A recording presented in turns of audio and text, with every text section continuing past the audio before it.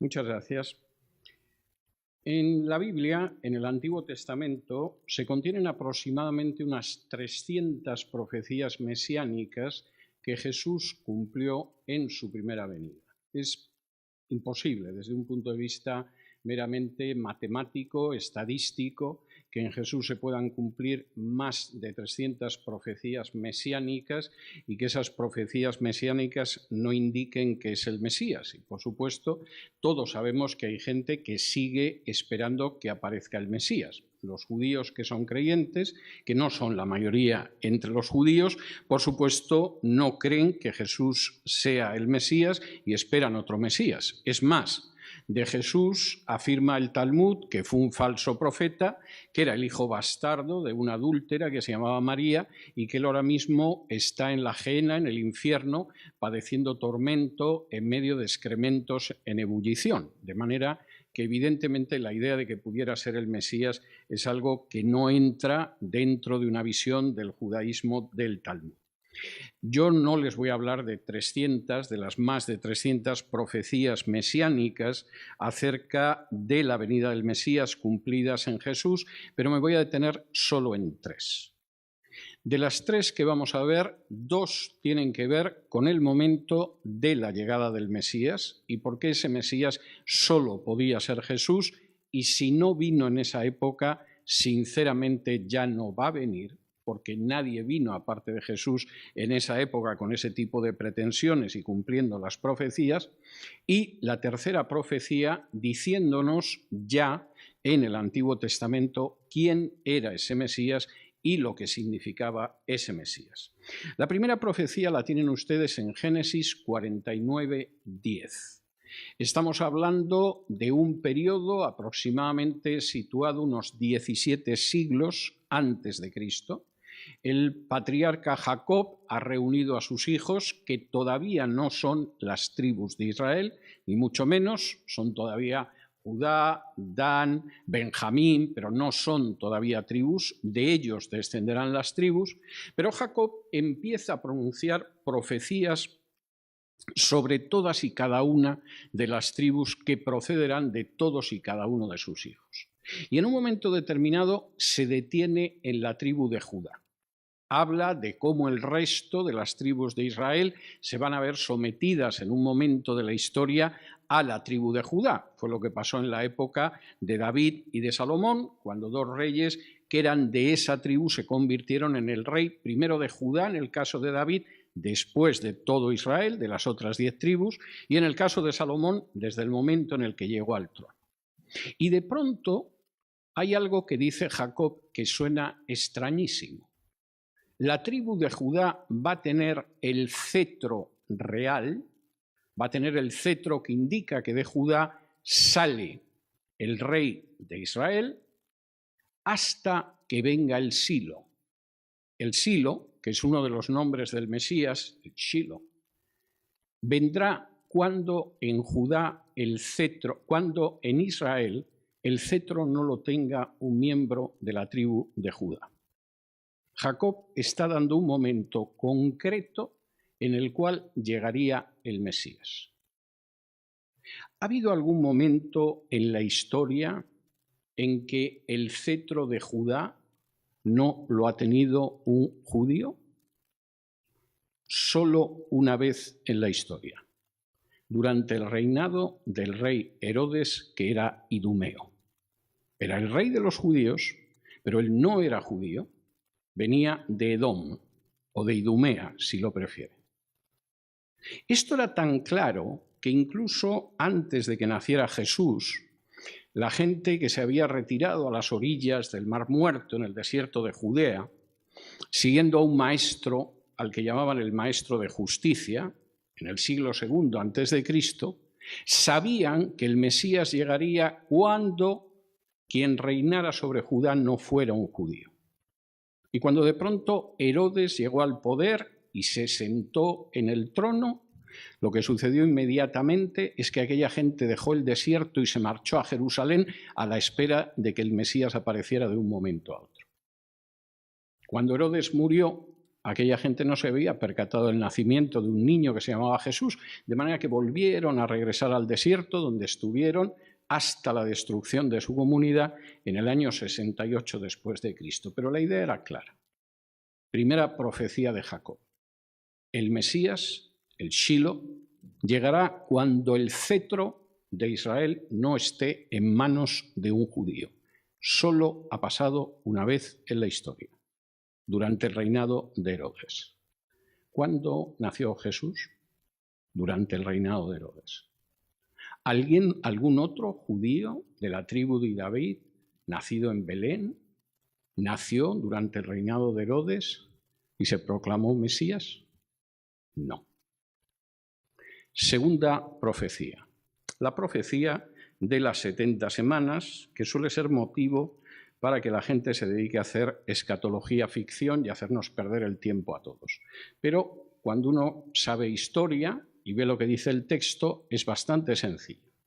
Daniel recibe la comunicación de un ángel de que hay una profecía que se va a extender a lo largo de 70 semanas. Entendiendo cada setena, en realidad en hebreo es setena, lo que aparece no semana, cada semana como 7 años. Por lo tanto, estamos hablando de 490 años. El punto de partida para empezar a contar las 70 semanas es el año 457 a.C., el denominado Edicto de Esdras, que pueden ustedes encontrar, no lo vamos a leer ahora, en el libro de Esdras, capítulo 7 y versículos del 1 al 28, cuando en el 7º año del rey Artajerjes, finalmente los persas permiten que los judíos reconstruyan Jerusalén y el templo sobre una base legal. Es el punto de partida de la profecía de las 70 semanas. Y a partir de aquí contamos para ver si la profecía se cumple y si efectivamente apareció el rey Mesías. El libro de Daniel dice que desde ese punto se cumplirían 69 semanas a razón de día por año, lo que nos da un total de 483 años. La semana 69 acaba, por lo tanto, en el año 26 después de Cristo, cuando tendría que manifestarse el Mesías. Si ustedes le quitan a 483, 457, porque empezamos a contar cuando todavía estamos antes de Cristo, les da el año 26 después de Cristo. ¿Qué pasó el año 26 después de Cristo? La profecía dice que aparecería el rey Mesías. ¿Apareció el rey Mesías en el año 26 después de Cristo? Efectivamente, con una exactitud matemática. El año 26 después de Cristo es el año 15 del emperador romano Tiberio, que, como nos dice Lucas 3, 21 y 22, cumplía ese año cuando salió Juan el Bautista a predicar. Jesús apareció aproximadamente 6 meses después. Y es también cuando Juan 1, 32, 34, habla de la aparición del Mesías. El Mesías apareció justo cuando acaba la semana 69, o empieza la 70. Pero hay algo todavía más importante. Yo sé que es muy popular eso de decir que el reloj de Dios se detuvo en la semana 69 y va a haber una semana 70 en el futuro. No hay nada en las Escrituras que indique esto. Todas las profecías en la Biblia donde se habla de años, los años se cumplen, nunca hay un paréntesis entre una parte y la otra, ni cosa parecida. Pero es que además la profecía de las 70 semanas dice algo tremendo, y es que dice que a la semana siguiente, la 70, que según algunos se va a cumplir en algún momento en el futuro, el Mesías sería asesinado y no por sí. Versículo 26 del capítulo 9 de Daniel. ¿Sucedió? Sí, sucedió. A mitad de la semana 70, en el año 30 después de Cristo, Jesús fue crucificado. Concretamente, un viernes 7 de abril del año 30, justo a la hora en que se sacrificaban los corderos. Y con su sacrificio, Jesús ponía fin al sistema sacrificial de la ley de Moisés. En el Talmud aparecen dos relatos muy interesantes sobre el momento en el que murió Jesús. En uno de ellos se dice que 40 años antes de la destrucción del templo, en plena Pascua, el velo del templo se rasgó y además perdió su color y nunca lo recuperó. El templo fue destruido en el año 70 después de Cristo. 40 años antes es el año 30, el año en el que Cristo fue crucificado. Y como dice el Evangelio, en el momento de su muerte se rasgó el velo del templo. El Talmud, que es un libro muy profundamente anticristiano, reconoce que 40 años antes de la destrucción del templo, en Pascua, el velo se rasgó y el color del velo palideció y nunca más volvió a tener el color que tenía antes. Lo que aparece en la Biblia a veces es confirmado hasta por los escritos de aquellos que condenan lo que dicen las Escrituras, el Antiguo, el Nuevo Testamento o ambos. El Mesías tenía que morir justo en el año 30. Y eso implicaría un nuevo sistema sacrificial basado en su sangre, un nuevo pacto basado en su sangre y el final de la validez del sistema de sacrificios de la ley de Moisés. ¿Conocen ustedes a alguien que muriera en el año 30, que dijera que era el Mesías y que pretendiera además que su sacrificio implicaba un nuevo pacto en su sangre? No pierdan mucho tiempo buscándolo, porque aparte de Jesús no hay absolutamente nadie. O la profecía de las 70 semanas se cumplió y el Mesías apareció precisamente en el año 26 para morir a la mitad de la semana 70, en el año 30, tal como estaba profetizado, o no va a haber Mesías. O vino en su época y era Jesús, o realmente no pierdan el tiempo esperando a nadie más, porque no van a venir nadie más. Esto estaba tan claro para los propios judíos, aunque muchos sigan negándolo 2 milenios después, que en el propio Talmud, en una de las discusiones rabínicas en las que se habla de la época del Mesías, hay algunos rabinos que dicen la época del Mesías vino, el Mesías no apareció y es mejor que no hablemos de esto.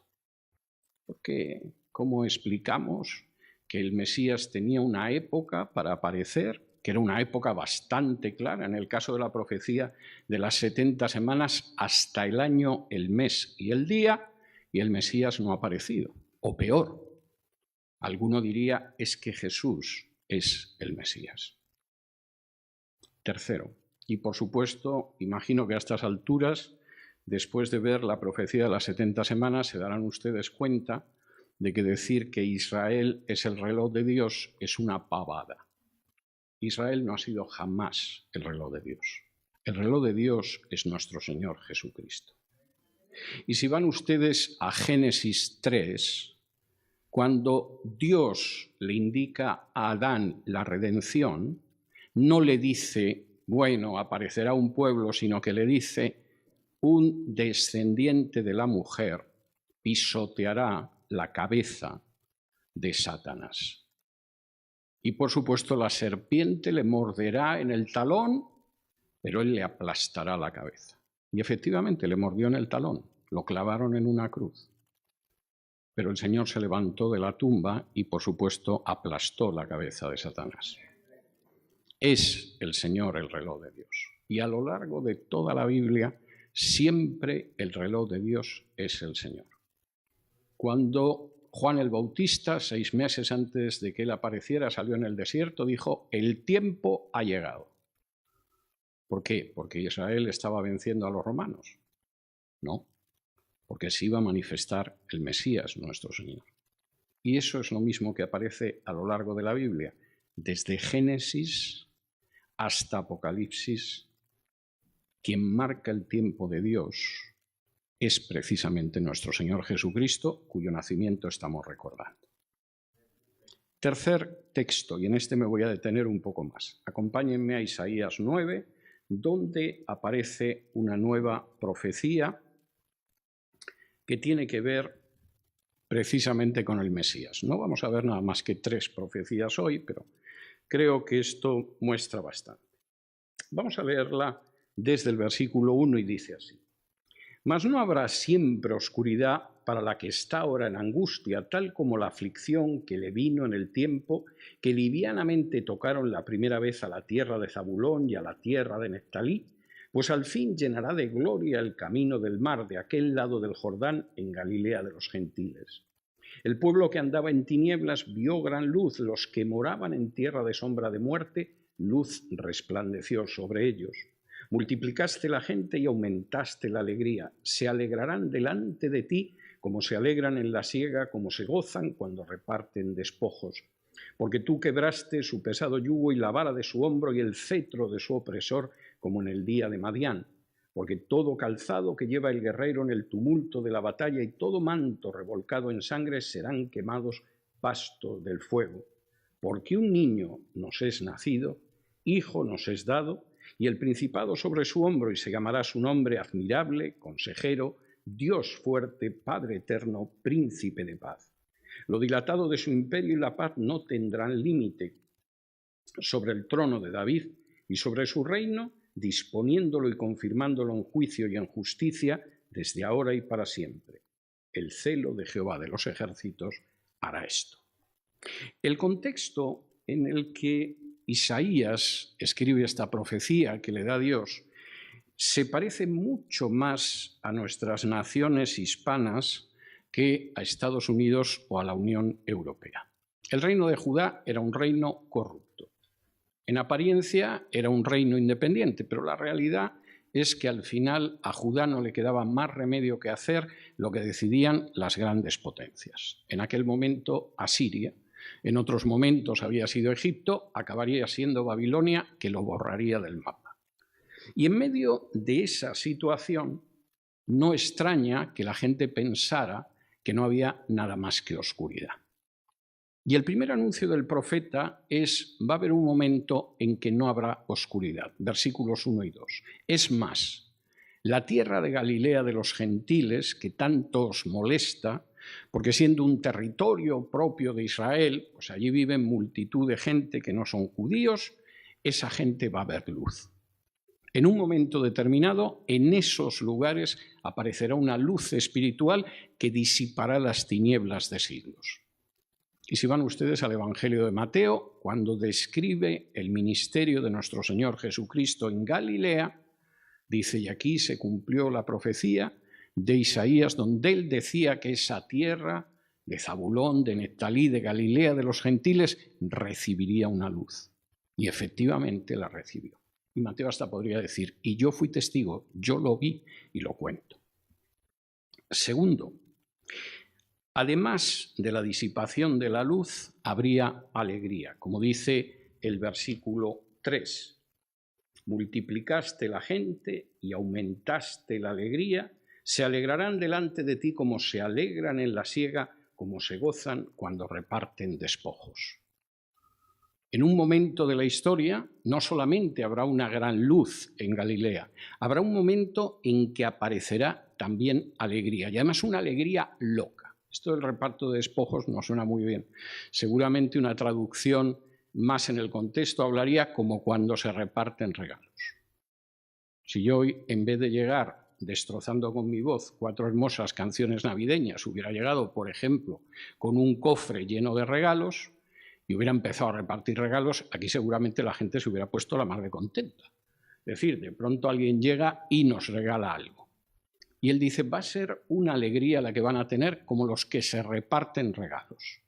Va a ser una alegría como aquellos que han terminado de segar y dicen: qué palizón nos hemos dado, pero qué fruto tenemos después de la siega.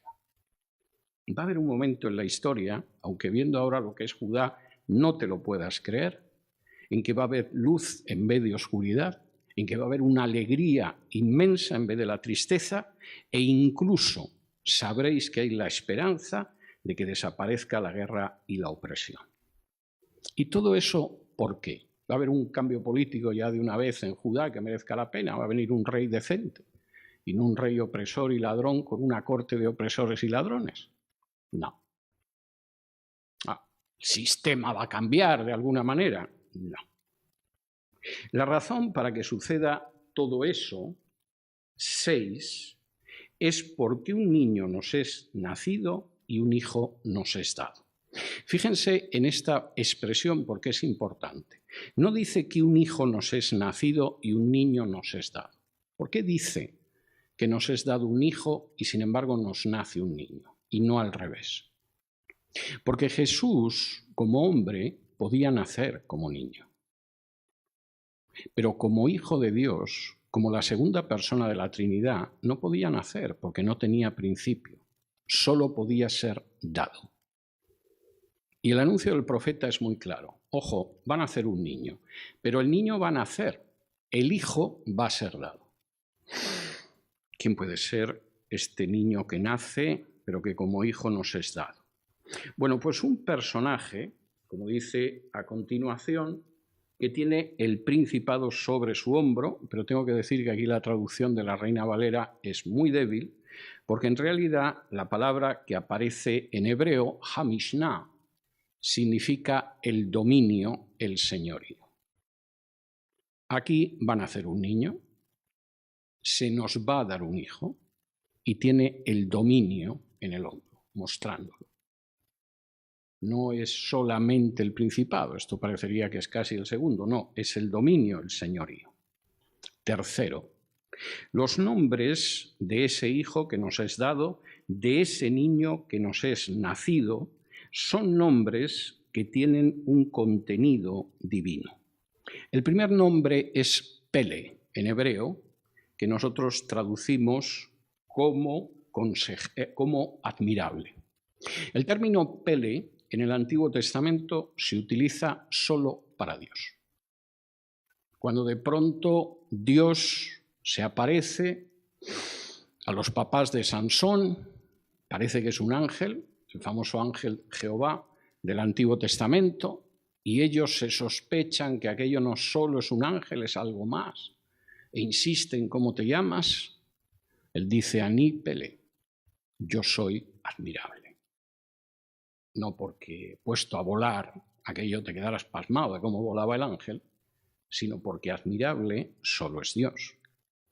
En segundo lugar, el segundo nombre del niño es Yoetz, consejero. Los que estuvieron aquí el viernes sufriendo mi exposición del Salmo 16 recordarán que yo hacía referencia a cómo David agradece el hecho de que su consejero es Dios y que Dios lo aconseja incluso de noche. Claro que todos nosotros podemos ser consejeros humanos, mejores o peores, pero el consejero, el Yoetz, es solamente el propio Jehová. Tercero, y esto es todavía más sólido, ese niño se llama el Gibor. Nuestra traducción Dios fuerte es una traducción muy pobre en relación con lo que significa el Gibor. El Gibor en realidad habría que traducirlo como Dios heroico. Sería una traducción mucho mejor que Dios fuerte. Y ciertamente un Dios que está dispuesto a convertirse en un hombre, a dejar que lo torturen y que lo claven a la cruz, ciertamente es un Dios heroico. Pero es que el término el Gibor solo se aplica a Jehová, a nadie más. En la Biblia no aparece ni siquiera media docena de veces y siempre es en relación con el mismo Jehová. Si me acompañan, por ejemplo, a Isaías, capítulo 10,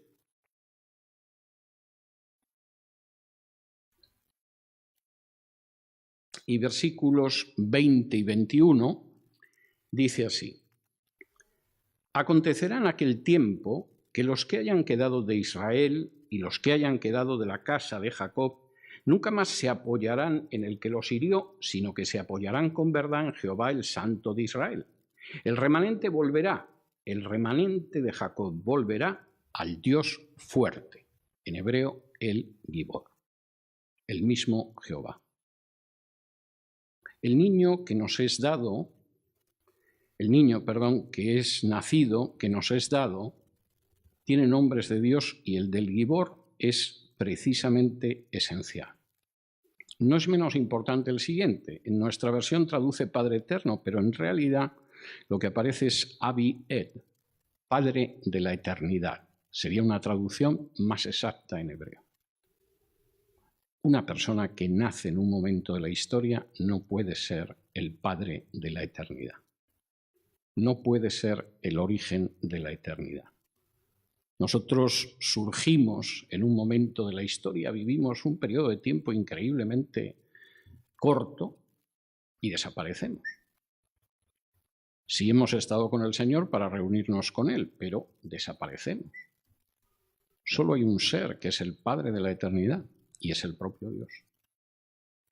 Isaías está diciendo, el niño es eso, y además es el Sar Shalom, el príncipe de paz, el único que puede dar paz a este mundo. Lo que aparece aquí contenido es tremendo y aun siendo un texto del Antiguo Testamento, marca la enorme diferencia que hay entre la predicación del cristianismo y la predicación del judaísmo o del islam. Antes de la venida de Cristo, los judíos estaban dispuestos a reconocer a algunos que quizá el Mesías era ciertamente divino.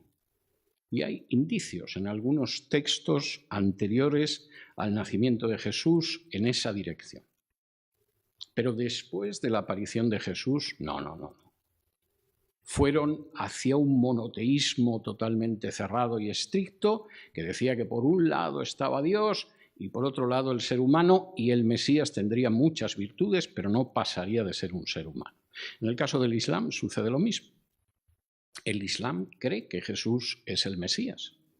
Incluso cree que es el Espíritu Santo, porque el conocimiento de la Biblia de Mahoma dejaba mucho que desear. Reconoce muchas cosas, hasta que su madre era una virgen y él resucitó muertos e hizo milagros, pero no pasó nunca de ser un ser humano.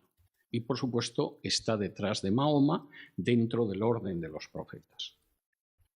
Pero la Biblia dice algo totalmente distinto. En primer lugar, dice que Dios conoce cuál es nuestra condición. Y nuestra condición, en muchas ocasiones, es de oscuridad. Estáis en oscuridad y necesitáis que brille la luz. Sabe que nuestra condición, en muchas ocasiones, es de dolor y desesperación. Estáis totalmente desmoralizados, hundidos, sin ver la luz al final del túnel, y lo que vendrá sobre vosotros será una alegría, como si hubieran abierto un camión de regalos y os dejaran coger el que quisierais. Que no es mala imagen. No hay nada más que ver a los niños cuando recogen regalos. Y por supuesto, sois gente perdida en vuestros pecados. Todos nosotros, como diría Pablo, estábamos perdidos en nuestros delitos y pecados. Y encima, ya para terminar, Judá es un asco de reino, no lo considera nadie. El día que quieren los asirios lo invaden, el día que no llegan los marines de Egipto y hacen lo mismo. Todos, por supuesto, dicen que es por el bien de Judá y pasa generación tras generación y aquí nada cambia. Y Isaías dice, sí, va a haber un cambio. Habrá un día en que donde hay oscuridad ahora en Galilea, brillará una luz como nunca ha brillado antes. Habrá un día en que aquellos que se sienten cargados en su espíritu, apenados, entristecidos, desesperados, verán que hay una esperanza para ellos. Incluso habrá un día en que hasta las armas militares y las guerreras de sangre de los soldados serán echadas al fuego y desaparecerán. ¿Y por qué? Porque de pronto el ser humano va a reaccionar y va a decidir ser bueno y no violento y pacífico y generoso. No. Porque un día llegará alguien que nacerá como un niño, que será un hijo dado y que mostrará que es admirable, consejero, el Gibor, Padre de la eternidad y príncipe de paz, porque el mismo Dios vendrá a salvarnos. Y fíjense hasta qué punto esto es claro, porque Isaías, en el capítulo 35, trae una afirmación que es digna de verse. Isaías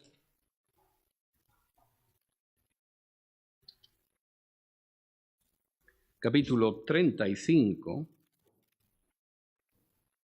y versículos 3 y 4 dice así: Fortaleced las manos cansadas, afirmad las rodillas endebles, decid a los de corazón apocado, esforzaos, no temáis. He aquí que vuestro Dios viene con retribución, con pago. Dios mismo vendrá y os salvará. Dios no va a enviar simplemente a un profeta, aunque ciertamente ha enviado profetas a lo largo de la historia. No va a enviar una especie de pequeño Dios, como enseñan los testigos de Jehová. Es Dios mismo el que vendrá y os salvará. Estamos recordando el nacimiento de Jesús porque efectivamente el hecho de que Dios mismo se encarnara y viniera a salvarnos marca un antes y un después en el reloj de Dios en la historia de la humanidad. Ninguno de nosotros seríamos lo que somos hoy en día sin que el mismo Dios hubiera venido a salvarnos.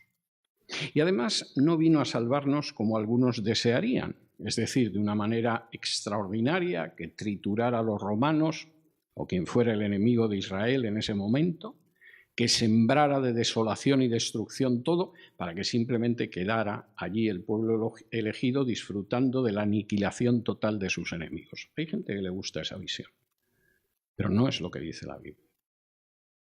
El Mesías vendría precisamente en un momento en que Israel ni siquiera tendría un judío al frente de los destinos del reino de Judá. Vendría, además, en una situación extraordinariamente humilde. Cualquiera que vea en el Evangelio de Lucas lo que sus padres llevaron al templo cuando hubo que circuncidar al niño, ve que es la ofrenda de los menos agraciados, de los que no eran ricos. Si nosotros ahora viviéramos en la época de Jesús, tuviéramos a un hijo y tuviéramos que ir al templo, seguramente llevaríamos una ofrenda exactamente igual que la de José y María. Ninguno de nosotros somos millonarios, ni acaudalados, ni ricos, ni cosa parecida. La primera cena, no de Jesús, pero de sus padres cuando nació Jesús, seguramente se pareció mucho a la cena que celebramos ayer por la noche aquí. Alguien de fuera trajo algo para compartirlo con el niño y que los padres pudieran cenar, pero los padres no tenían nada, ni siquiera había sitio en un mesón o en una posada para ellos. Y sin embargo, el creador del universo, el Señor de los tiempos, el que diseña todos los seres que existen, el que mantiene el mundo funcionando con su aliento, se hizo un hombre como el más humilde de cualquiera de nosotros para que nosotros pudiéramos salvarnos y pudiéramos tener la gloria suya a su lado. Y es algo muy hermoso para recordar. Déjenme hacer una última reflexión, quitándoles un par de minutos más. El mundo en el que nació Jesús era un mundo extraordinario desde muchos puntos de vista. Para los que somos admiradores de la cultura clásica, como es mi caso, y creo que llevo emborrachado por la cultura clásica más de medio siglo, y en buena medida debo a ese tipo de embriaguez mi conversión, porque leyendo el Nuevo Testamento en griego fue como yo me convertí. Saben que aquella cultura era maravillosa. Nos ha dejado auténticas cumbres del arte, un derecho como el derecho romano, monumentos que todavía aguantan, a pesar de que han pasado más de 2000 años desde que alguien tendió ese puente, y sin embargo es un puente más sólido que el que luego han tendido los ingenieros modernos. Pero tenía un gran problema. Para que pudieras disfrutar de esa cultura, tenías que ser varón, libre y sano. Si eras una mujer, la situación era complicada. Por regla general, te casábamos a partir de los 10 años. Si alguien piensa que el Islam es el que ha inventado casar a las niñas, es que es un gran ignorante. En Roma, las niñas se casaban a partir de los 10 años, generalmente en torno a los 12 años. La mortalidad de las niñas que daban a luz al primer hijo era verdaderamente espectacular. Hay romanos muy ilustres que lloran a su mujer de 11 años muerta en el parto, o de 12 años. Pero supongamos que sobrevives al parto. Si eras la primera niña, es posible que tus padres te mantuvieran viva. Si eras la segunda niña, lo más seguro es que te dejaran abandonada. Nadie quería cargar con una segunda hija. Hay una carta maravillosa de un padre ejemplar que escribe a su mujer que está embarazada y le dice: voy a regresar pronto a Roma. Cuando nazca el niño, si es niño lo conservas. Si es niña, deshazte de ella. Pero era un marido verdaderamente cariñoso, se ve en la carta. Solo que las mujeres no tenían importancia. En el mismo mundo judío, los judíos piadosos todos los días rezaban dándole a Dios gracias por no ser un asno, un no gentil o una mujer. De manera que gentiles, asnos y mujeres, con variaciones según cada individuo, no eran lo que un judío desearía ser. ¿Qué pasaba si eras un esclavo? Eras simplemente una cosa. De hecho, la palabra para esclavo, res, cosa, es la que nosotros utilizamos para un animal de 4 patas. Bueno, llamamos reses a las reses porque res significa cosa en latín y era la palabra para un esclavo. Podían hacer contigo literalmente lo que quisieran. Y por supuesto, si estabas enfermo, que sepas que cada vez que había una epidemia, por ejemplo, los primeros en huir de la ciudad eran los médicos, porque sabían que eso era peligroso, claro. No se iban a quedar atendiendo a los enfermos. Y tus familiares eran los primeros que echaban manos de ti y te tiraban a la cuneta, porque así no molestabas. Y ese es el mundo en el que nació Jesús. Y es un mundo donde todavía hoy en día, y a pesar de la degeneración moral, nos horroriza la idea de que una niña se case con 11 años o de que a un enfermo lo tiren a la puerta o de que se pueda tratar a otro ser humano como si fuera un animal o una cosa. Pero de no haber nacido Jesús, seguiríamos viviendo en ese mundo maravilloso. Un mundo de grandes calzadas, de elecciones. Los romanos eran una república y tenían elecciones para todo tipo de cargos. Y, por supuesto, un mundo con construcciones culturales extraordinarias. Pero donde más te valía ser libre, varón y sano, porque si no, tu vida era durísima. Y cuando Pablo de pronto escribe y habla de los esclavos, y habla de las mujeres, y habla de los necesitados, está hablando de todos los abandonados por la sociedad. Y cuando Jesús se paraba a hablar con una mujer samaritana y los discípulos decían: ¿qué hace hablando con una mujer? El rabino no sabe que estas cosas no se hacen. Como se puede leer en Juan 4, Jesús estaba extendiendo también esa esperanza al resto del género humano. Si celebramos la Navidad, no es simplemente porque podemos reunirnos a cenar, aunque eso está muy bien. No es simplemente porque volvemos a ver quizá a parientes, a familiares o amigos que no vemos en el resto del año, aunque eso también está muy bien. Si celebramos la Navidad es porque al menos un día al año queremos recordar lo que Jesús significó al nacer en este mundo. Queremos dar valor al hecho de que el mismo Dios se encarnara como un ser humano. Y queremos también brindar nuestra acción de gracias por todo lo que la predicación de Jesús ha cambiado, no solo en nuestras vidas, sino en la historia de la humanidad en los 2 últimos milenios. Nosotros queremos tener a Jesús en nuestro corazón 365 días al año. En buena medida para nosotros es Navidad 365 días al año. Y por supuesto damos gracias a Dios por el nacimiento de Jesús y por su salvación los 365 días al año. Pero hay un día especial en que queremos detenernos un poquito más. Pero déjenme que concluya.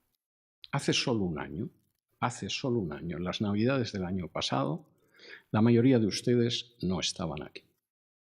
Hace solo un año, las Navidades del año pasado, no teníamos ni lejanamente un plan para ir evangelizando de manera continua, semana tras semana.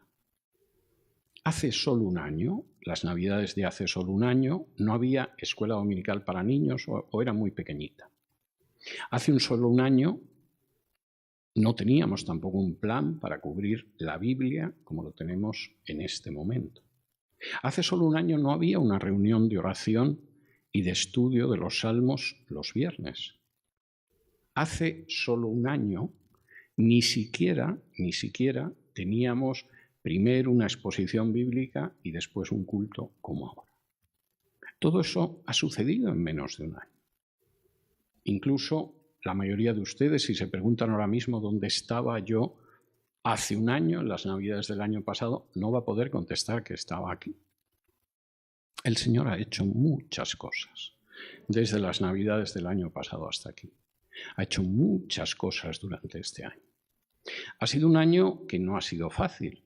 Muchos han tenido que saber la dificultad de pasar delante de un juez, de venir a este país en condiciones más o menos legales o ilegales, de tener que mantener a su familia en medio de una situación económica que no ha sido fácil.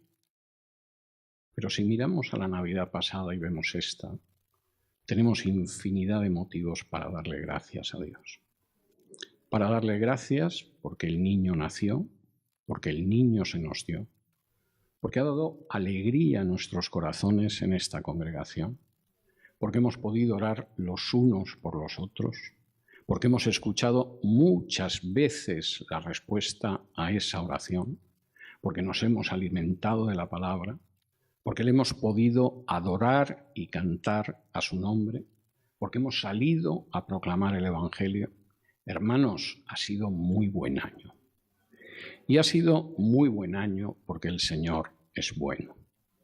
Y de la misma manera que aquel niño fue creciendo, y primero era el bebé Jesús, y luego fue un niño, y en un momento determinado era un niño que podía hasta formular preguntas a los maestros de la Torá en el templo de Jerusalén.